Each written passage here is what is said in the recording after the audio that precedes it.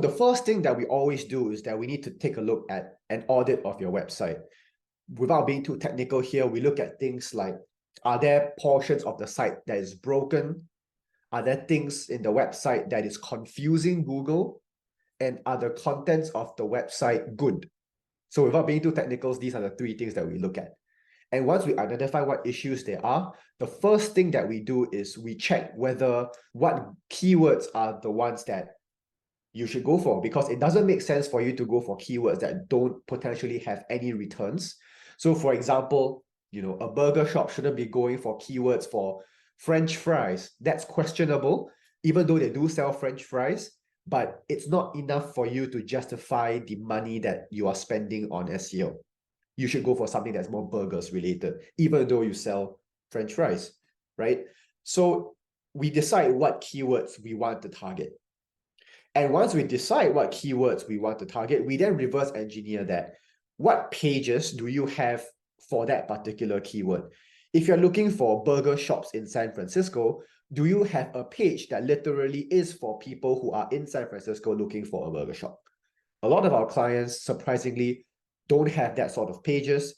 And the first thing that we do is create those pages for them. And if they do have it, check whether they're good enough. And then after that, we then see whether there is a need for any other blog content or informational content. Because Google is, as what we've said earlier and what hopefully you all know by now, is a gigantic machine learning model. It wants to rank websites which it knows has good reputation and is what you call an authority in the field.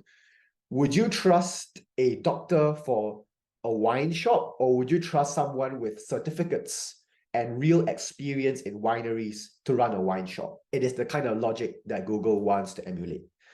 So in this case, if you want to be, a wine connoisseur in this case, then you've got to write about topics that are centered around wine. For example, what is Merlot, a type of wine?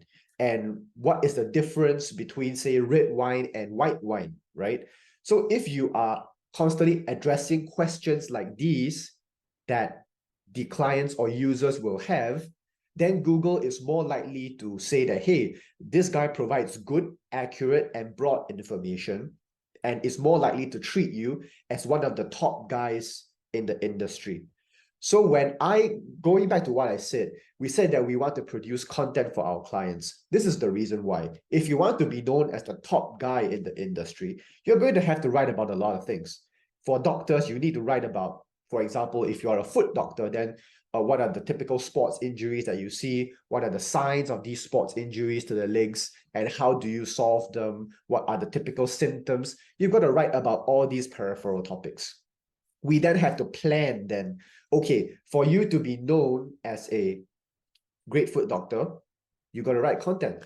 So the plan is very direct. First of all, check the keywords, get the content, and then go away from there.